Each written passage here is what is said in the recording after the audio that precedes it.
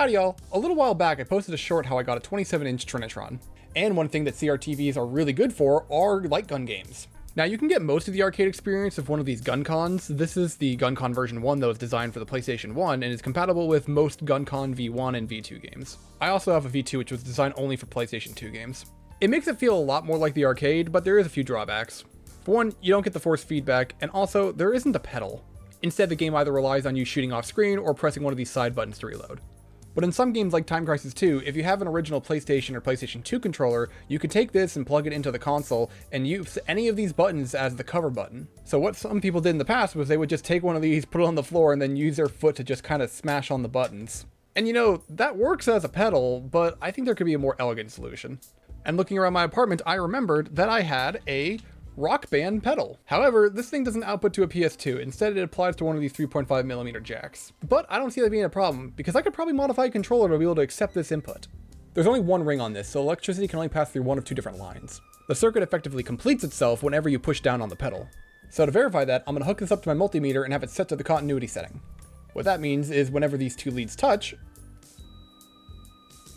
it'll make a beeping noise, meaning a circuit's being completed. So what I'm going to do is I'm going to take one of the ends and attach it to the bottom half here.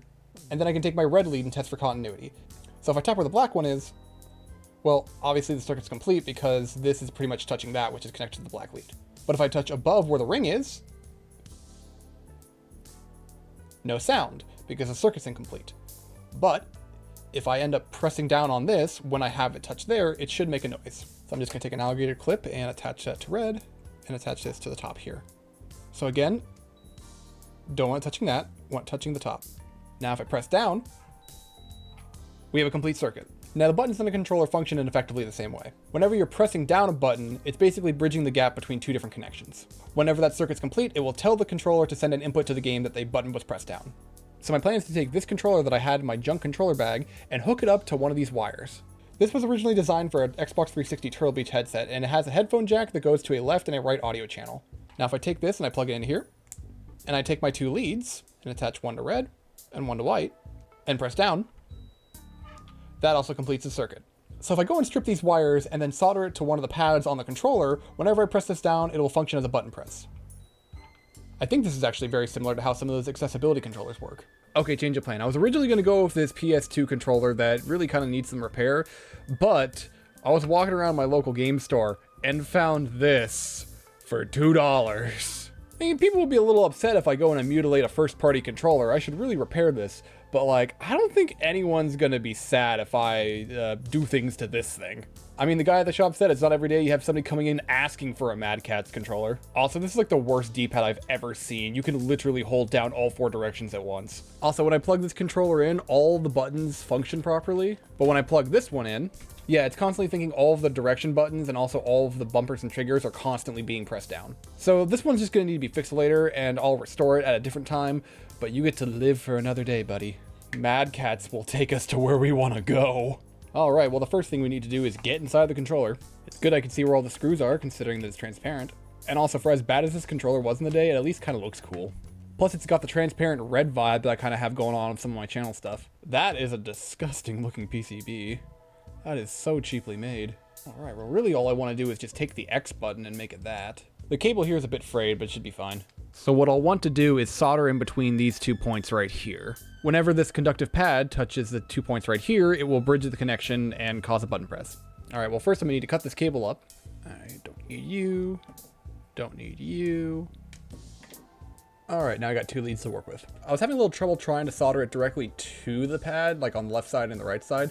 So I noticed this pad right here, which is the live on this, and this side's ground. So if I just solder to here and then to wherever ground is, I should be able to bridge the connection that way. So this is live. Where does ground go? Go around here, up there.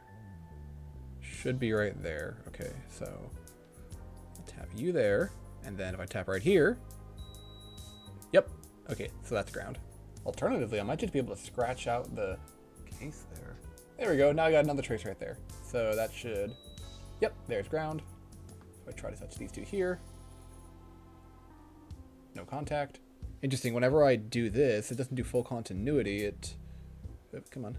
Yeah, whenever I hold down, it does that. So I wonder how it's going to affect it if I solder it in. Well, might as well just try. I don't need to look things up and research. I am the research. Well, at least for the people watching this after.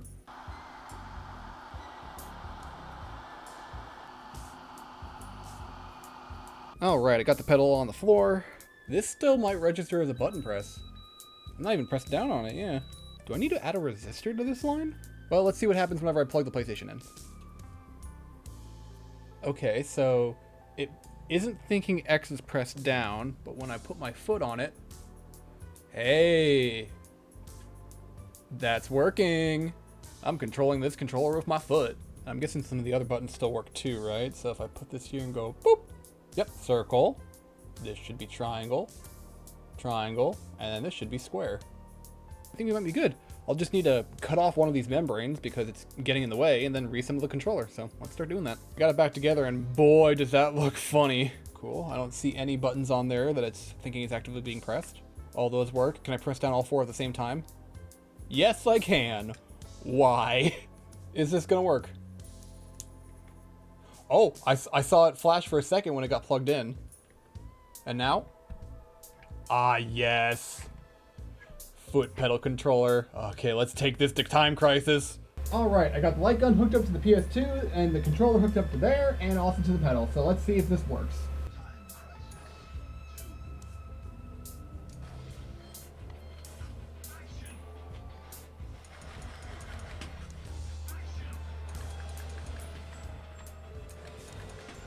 Yeah, it seems to be working pretty well. I'm actually pretty satisfied with it. Well, this will be fun to actually use from time to time. It's nice being able to replicate that arcade experience more. Maybe I'll need to try to get forced feedback in this thing next time, but I don't know. I'm pretty satisfied with where it is right now, so I'll just leave it here. So long, y'all.